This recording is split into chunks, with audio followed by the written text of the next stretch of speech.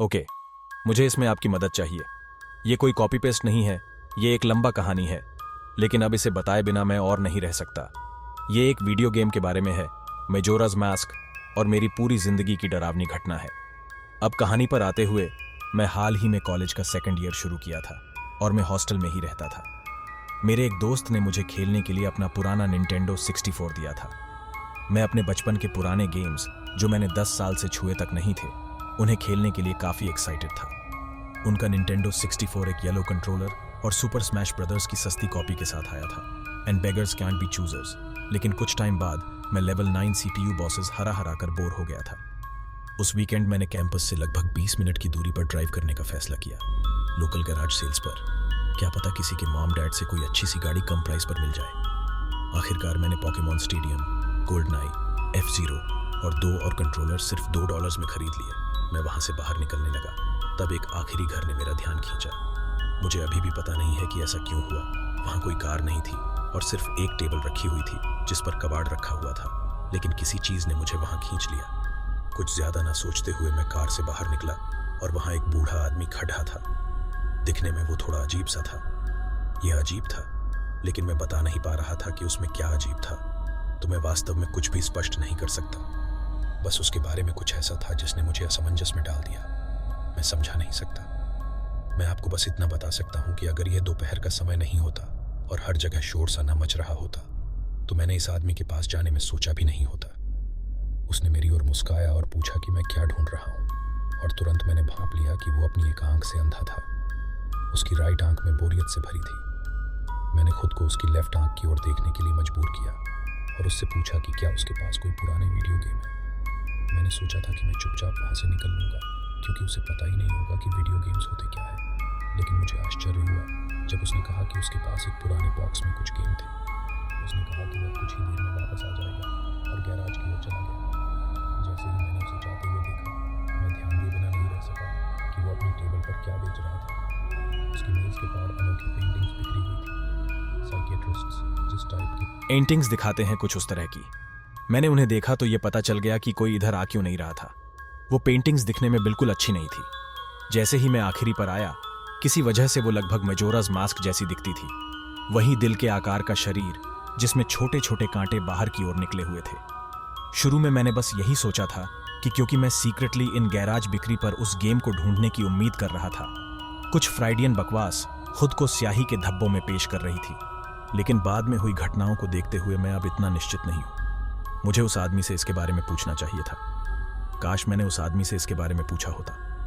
मजोरा आकार के धब्बे को घूरने के बाद मैंने ऊपर देखा और वो आदमी अचानक फिर से वहां था, मेरे बिल्कुल सामने, मुझे देखकर मुस्कुरा रहा था। उसने मुझे निंटेंडो 64 कार्ट्रिज थमाया तो मैं घबराहट से हंसने लगा। वो ग्रे कलर का था, सिवाय इसके कि किसी ने उस पर ब्लैक परमानेंट मार्कर में मेजोरा लिखा था।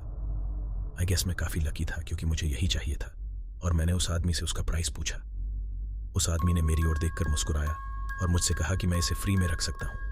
ये एक बच्चे का था जो लगभग मेरी ही उम्र का था और जो अब यहाँ नहीं रहता। उस आदमी के ये बात कहने में कुछ अजीब था, लेकिन मैंने उस पर तब कोई ध्यान नहीं दिया। मैं कुछ ज्यादा ही खुश था कि मुझे एक तो वो गेम मिल गया और ऊपर से फ्री में मिल गया। मैंने खुद को थोड़ा कंट्रोल किया, क्योंकि कोई गारंटी नहीं थी गेम सही से चलेगा। मैंने उस आदमी को धन्यवाद दिया और वह आदमी मेरी ओर देखकर मुस्कुराया और कहा, फिर अलविदा। कम से कम मुझे तो ऐसा ही लग रहा था। कार से घर जाते समय पूरे रास्ते मुझे लग रहा था कि उस आदमी ने कुछ और कहा था। घर जाके जब मैंने गेम को बूट किया, सरप्राइजिंगली वो बिल्कुल सही काम कर रहा था, लेकिन वहां एक सेव फाइल थी, बेन नाम से। गुड बाय बेन, वो गुड बाय बेन कह रहा था। मुझे उस आदमी के लिए बुरा लगा, जो जाहिर तौर पर उस लड़े डहाके का दादा था और जाहिर तौर पर बूढ़ा हो रहा था, और मैंने शायद उसे उसके पोते बेन की याद दिला दी। आउट ऑफ क्यूरियोसिटी मैंने सेव फाइल को देखा। इस पर नजर डालने पर मैं बता सकता था कि वह खेल में काफी आगे था। उसके पास लगभग सभी मास्क्स और 3/4 बॉसेस के रिमेन्स थे। मैंने देखा कि उसने गेम सेव करने के लिए एक उल्लू के स्टैचू का इस्तेमाल किया था। वो डे 3 पर था और स्टोन टावर मंदिर के पास था, और रात होने में मुश्किल से 1 घंटा बचा था। मुझे याद है कि मैंने सोचा था कि वो गेम कंप्लीट करने के कितने पास पहुंच गया था, लेकिन कंप्लीट नहीं कर पाया। ये सब हटाकर फिर मैंने एक नई लिंक नाम की फाइल बनाई और गेम शुरू किया, अपने बचपन को फिर से जीने के लिए तैयार। मैं एक्चुअली इम्प्रेसिव था, यह देखकर कि गेम कितना स्मूथली चल रहा था, बिल्कुल असली कॉपी की तरह। ये वह कुछ छोटी मोटी दिक्कतों को छोड़कर, जैसे गलत जगह टेक्सचर्स, कटसीन के बीच फ्लैशेस, लेकिन कुछ ज्यादा बुरा नहीं।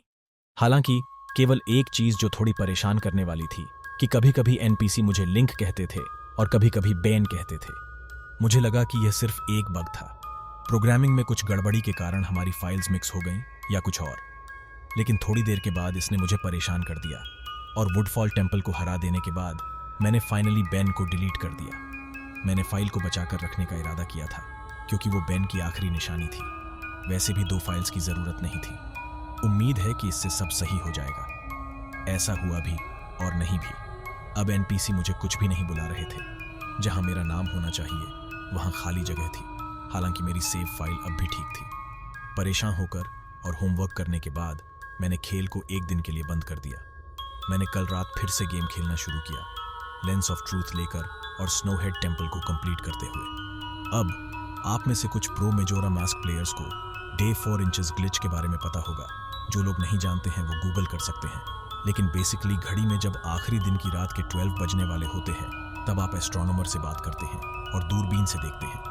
अगर आप इसे सही समय पर करते हैं तो गिनती गायब हो जाती है और एक एक्स्ट्रा डे मिल जाता है। स्नोहेड टेम्पल को पूरा करने के लिए मैंने ग्लिच यूज किया और पहली ही बारी में सक्सेसफुल, जिससे नीचे का टाइम काउंटर गायब हो गया। लेकिन जब मैंने टेलीस्कोप से बाहर निकलने के लिए बी दबाया तो एस्ट्रोनॉमर के बजाय मैं गेम के एंड बॉस फाइट पर था और मेरे ऊपर स्कल किड उड़ रहा था। कोई आवाज नहीं थी, बस वो मेरे ऊपर हवा में घूम रहा था और बैकग्राउंड म्यूजिक जो उस एरिया के लिए नॉर्मल था लेकिन फिर भी डरावना। तुरंत मैं थोड़ा टेंशन में आ गया। ये डेफिनेटली नॉर्मल नहीं था। स्कल किड वहां कभी था ही नहीं। मैंने वहां घूमने की कोशिश की और इससे कोई फर्क नहीं पड़ता कि मैं कहां जाता। स्कल किड हमेशा मेरी ओर देखता रहता, कुछ भी नहीं कहता। हालांकि कुछ नहीं हुआ और ये लगभग 60 सेकंड तक चला। मैंने सोचा कि खेल में कुछ गड़बड़ है या कुछ और, लेकिन मुझे थोड़ा शक होने लगा। मैं रीसेट बटन दबाने वाला था कि तभी स्क्रीन पर मैसेज आता है कि you are not sure why but you apparently had a reservation. मैंने तुरंत उस टेक्स्ट को पहचान लिया। को ये मैसेज तब मिलता है जब आपको स्टॉकपॉट इन में अंजू के कमरे की चाबी मिलती है। लेकिन यह क्यों आ रहा था? दिमाग में यह भी चल रहा था कि गेम मुझसे बात करने की कोशिश तो नहीं कर रहा। मैंने कमरे में फिर से घूमना शुरू किया, कोई ट्रिगर ढूंढने के लिए, और तब मुझे लगा मैं कितना बेवकूफ था। यहां तक कि यह सोचना भी बेतुका था कि कोई गेम को इस तरीके से रीप्रोग्राम कर सकता है। 15 सेकंड बाद स्क्रीन पर एक और मैसेज दिखाई दिया और फिर से पहले संदेश की तरह यह पहले से ही मौजूद सेंटेंस था, मंदिर के बॉस की जगह पर जाएं? हाँ नहीं। मैं एक सेकंड सोचने के लिए रुका कि मुझे क्या दबाना चाहिए और खेल पर क्या असर पड़ेगा। जब मुझे एहसास हुआ कि मैं नो नहीं दबा सकता, एक गहरी सांस लेते हुए मैंने यस दबाया और स्क्रीन वाइट हो गई, जिसमें एक नए दिन की सुबह लिखा हुआ था और उसके नीचे लाइंस बनी हुई थी। मैं डिप्रेस्ड नहीं हूं, लेकिन जिस तरह से मैंने यहां महसूस किया वो एक ऐसी फीलिंग थी जिसके बारे में मुझे पता भी नहीं था। ये एक ऐसी घूमी हुई शक्तिशाली फीलिंग थी जो मुझ पर हावी हो गई थी। मैं क्लॉक टाउन के किसी अजीब ट्वाइलाइट जोन वर्जन में आ गया था। मैं क्लॉक टावर से बाहर चला गया, जैसा कि आप आमतौर पर डे 1 में करते हैं, और पाया कि टाउन बिल्कुल खाली था। आमतौर पर डे 4 ग्लिच के बाद भी वहां गार्ड्स और कुत्ते मिलते थे। इस बार कोई भी नहीं था।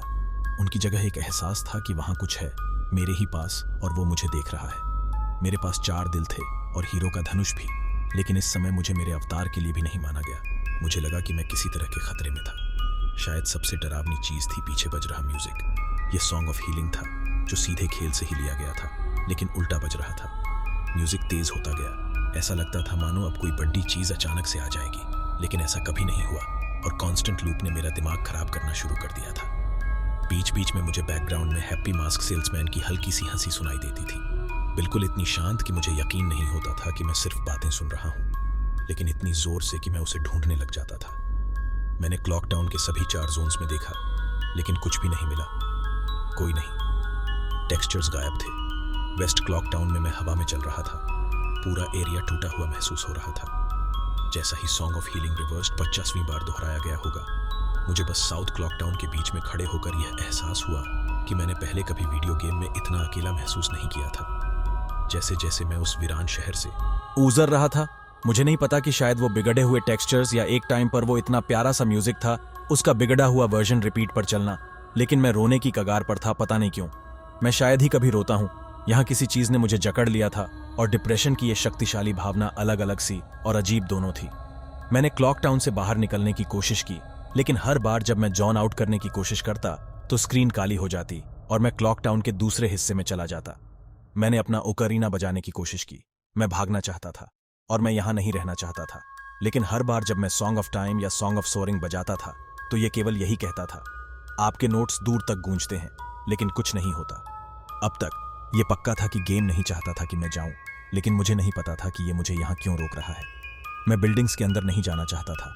मुझे लगा कि मैं जिस भी चीज से डरता था अंदर वो और ज्यादा शक्तिशाली होगी। मुझे नहीं पता क्यों, लेकिन मेरे मन में आया कि शायद अगर मैं लॉन्ड्री पूल में डूब जाऊं तो मैं कहीं और स्पॉन हो जाऊंगा और इस जगह को छोड़ दूंगा हूं। जैसे ही मैं अंदर गया और पूल की ओर भागा तभी कुछ हुआ। लिंक ने अपना सिर पकड़ लिया और स्क्रीन पर थोड़ी देर के लिए हैप्पी मास्क सेल्समैन मेरी तरफ देखकर मुस्कुरा रहा था। लिंक नहीं, बैकग्राउंड में स्कल किड की चीख की आवाज आ रही थी और जब स्क्रीन वापस आई तो मैं लिंक स्टैचू को देख रहा था। खालीपन का शोक गीत। वो स्टैचू मेरी तरफ इतने भयानक चेहरे से देख रहा था कि मेरी चीख निकल गई। मैं घूमा और बाहर भागा और साउथ क्लॉक टाउन में वापस आ गया और वो मूर्ति अब मेरा पीछा कर रही थी जैसे डॉक्टर हू के वीपिंग एंजल्स।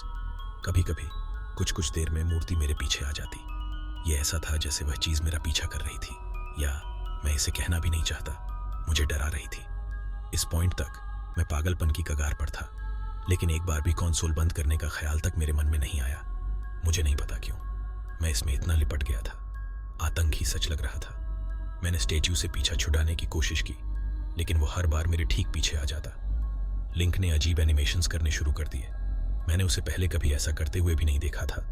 वो अपने हाथ इधर उधर घुमाता था या अजीब तरह से हिलना शुरू कर देता था और स्क्रीन कट हो जाती थी और हैप्पी मास्क सेल्समैन स्क्रीन पर एक सेकंड के लिए फिर से मुस्कुराता था और फाइनली फिर मैं उस बकवास मूर्ति के बिल्कुल सामने आ जाता था। मैं स्वॉर्ड मास्टर के डोजो में पहुंच गया और पीछे की ओर भागा। मुझे नहीं पता क्यों, लेकिन घबराहट में मैं बस चाहता था कि मैं यहां अकेला ना हूं। वो भी खली था, लेकिन जैसे ही मैं जाने के लिए मुड़ा, मूर्ति ने मुझे पीछे के क्यूबी में घेर लिया। मैंने अपनी तलवार से मूर्ति पर हमला करने की कोशिश की, लेकिन कोई फायदा नहीं हुआ। उलझन में और एक कोने में पीछे हटकर मैं बस मूर्ति को घूरता रहा और इंतजार करता रहा कि यह मुझे मार डालेगी। अचानक स्क्रीन पर फिर से हैप्पी मास्क सेल्समैन आ गया और लिंक मेरी स्क्रीन की ओर मुड़ गया। सीधा खड़ा होकर मूर्ति को कॉपी कर रहा था। अपनी कॉपी के साथ मुझे देख रहा था। लिटरली मुझे घूर रहा है। फोर्थ वॉल टूट चुकी थी और मैं भागकर डोजो से बाहर आया। अचानक गेम ने मुझे एक अंडरग्राउंड सुरंग में डाल दिया और रिवर्स सॉन्ग ONF हीलिंग फिर से बजने लगा। मैंने एक सेकंड आराम किया, इससे पहले कि मूर्ति फिर से मेरे पीछे दिखाई देने लगे। इस बार गुस्से में मेरे कुछ कदम चलते ही स्टैच्यू फिर मेरे पीछे आ जाता था। मैं जल्दी से सुरंग से बाहर निकला और साउथ क्लॉक टाउन की ओर चल दिया। जैसे ही मैं बेचैन होकर भागा, घबराहट में अचानक एक मुर्दा चिल्लाया और screen dawn of a new day और ब्लैक लाइंस स्क्रीन पर आने लग गई। स्क्रीन धुंधली हो गई और मैं क्लॉक टावर के ऊपर खड़ा था और स्कल किड फिर से मेरे ऊपर मंडरा रहा था, चुपचाप। मैंने ऊपर देखा और चांद वापस आ गया था, मेरे सिर से कुछ ही मीटर ऊपर, लेकिन स्कल किड बस उस कमबख्त मुखौटे के साथ मुझे घूर रहा था। एक नया गाना बज रहा था, stone tower temple theme reverse. कुछ करने की कोशिश में मैंने अपना धनुष लिया और स्कल किड पर चला और एक्चुअल में उसे लगी और उसने पीछे की ओर मुड़ते हुए उसका एक एनिमेशन चलाया। मैंने दोबारा फायर किया और तीसरे तीर पर एक टेक्स्ट बॉक्स दिखाई दिया जिसमें लिखा था, इससे आपको कोई फायदा नहीं होगा, ही। और मुझे ज़मीन से उठा लिया गया, मेरी पीठ के बल ऊपर की ओर ले जाया गया और फिर लिंक चिल्लाया क्योंकि वह आग की लपटों में घिर गया, जिससे तुरंत उसकी मौत हो गई। जैसे जैसे डेथ स्क्रीन एंड हो रही थी, उसने चुभना शुरू कर दिया, जैसे कि कार्ट्रिज कुछ बहुत बड़ा प्रोसेस करने की कोशिश कर रहा था। जब स्क्रीन सामने आई तो यह वही दृश्य था जो पहले 3 बार था, सिवाय इसके कि इस बार लिंक ज़मीन पर मरा पड़ा हुआ था, जिसे मैंने गेम में पहले कभी नहीं देखा था। उसका सिर कैमरे की ओर झुका हुआ था, स्कल किड उसके ऊपर उड़ रहा था। मैं हिल नहीं सकता था, मैं कोई बटन नहीं दबा सकता था, मैं बस लिंक की मरी बॉडी को घूर सकता था। इसके लगभग 30 सेकंड के बाद गेम इस मैसेज के साथ समाप्त हो जाता है कि आपको एक भयानक भाग्य का सामना करना पड़ा है ना? और फिर मैं टाइटल स्क्रीन पर था। टाइटल स्क्रीन पर वापस आने और दोबारा शुरू करने पर मैंने देखा कि मेरी सेव फाइल अब वहां नहीं थी। लिंक की जगह पर योर टर्न आ रहा था। योर टर्न में 3 दिल, 0 मास्क्स और कोई आइटम नहीं था। मैंने योर टर्न पर क्लिक किया और जैसे ही मैंने ऐसा किया, मैं अपने लिंक डेड और स्कल किड के क्लॉक टावर रूफटॉप सीन पर लौट आया, जिसमें स्कल किड बार बार हंस रहा था। मैंने तुरंत रीसेट बटन दबाया और जब गेम फिर से बूट हुआ तो योर टर्न के नीचे एक और सेव फाइल थी, बेन नाम से। बेन की सेव फाइल ठीक वहीं थी जहां मैंने उसे डिलीट किया था, स्टोन टावर टेम्पल में, जहां लगभग रात हो गई थी। मैंने उस समय गेम बंद कर दिया। मैं अंधविश्वासी नहीं हूं, लेकिन यह मेरे लिए तक बहुत ज्यादा था। मैंने आज इसे बिल्कुल भी नहीं खेला है, यह तक कि मुझे कल रात नींद भी नहीं आई। मेरे दिमाग में बस reverse song of healing music और वो डर चल रहा था जो मुझे क्लॉक टाउन एक्सप्लोर करते वक्त हो रहा था। मैं आज अपने एक दोस्त के साथ कुछ सवाल पूछने के लिए उस बूढ़े आदमी के घर वापस चला गया। ऑफ कोर्स मैं वह अकेले नहीं जाऊंगा अब। सामने वाले यार्ड में बिक्री के लिए एक बोर्ड लगा हुआ था और जब मैंने दरवाज़ा खटखटाया तो घर पर कोई नहीं था। तो अब मैं यहाँ वापस अपने बाकी विचार बता रहा हूँ और जो हुआ उसे रिकॉर्ड कर रहा हूँ। अगर बोलने में कुछ दिक्कत हो तो इग्नोर कर देना। मैं थोड़ा बिना नींद के चल रहा हूँ। मैं इस खेल से भयभीत हूँ और अब तो और भी अधिक जब मैंने इसे दूसरी बार यह सब लिखते हुए फिर से महसूस किया है। लेकिन मुझे लगता है कि इसमें अभी भी आंखों से देखने के अलावा और भी बहुत कुछ है और इसमें कुछ ऐसा है जो मुझे इसकी ओर जांच करने के लिए बुला रहा है। मुझे लगता है कि इस पहेली में बैन कुछ है, लेकिन मुझे नहीं पता कि क्या है। और अगर मैं बूढ़े व्यक्ति को पकड़ सकूं तो मैं कुछ आंसर्स तो पक्का मिलेंगे। मैं ये गेम 1 या 2 दिन में दोबारा खेलूंगा। ऑलरेडी मेरी मानसिक स्थिति पर असर पड़ चुका है, लेकिन अगली बार जब मैं ऐसा करूंगा तो इसे रिकॉर्ड भी कर लूंगा। रिकॉर्ड करने का आइडिया मेरे मन में आखिर में आया, इसलिए मैंने जो देखा उसके लास्ट कुछ मिनट आप यूट्यूब पर देख सकते हैं। स्कल किड और एली की प्रतिमा। इससे पहले कि मैं आप लोगों के किसी भी प्रश्न का उत्तर देने से पहले सो जाऊं, मुझे लगता है कि मैं कल बैन की फाइल चलाकर देखूंगा कि क्या होगा। शायद मुझे हमेशा इसे ऐसा ही करना चाहिए था। मैं भूत वूत में विश्वास नहीं करता, लेकिन यह थोड़ा बिगड़ा हुआ सौदा है। लेकिन हो सकता है कि यह बेन लड़का वास्तव में एक अच्छा हैकर प्रोग्रामर है। अगर वो नहीं है तो मैं बाकी चीजें नहीं सोचना चाहता। यह कॉपी पेस्ट का अंत है। मैं उम्मीद कर रहा हूं कि यह डेवलपर्स का कोई मजाक है और बाकी लोगों को भी ऐसी हैक्ड कॉपीज मिली है। यह एक्चुअल में मुझे डराता है।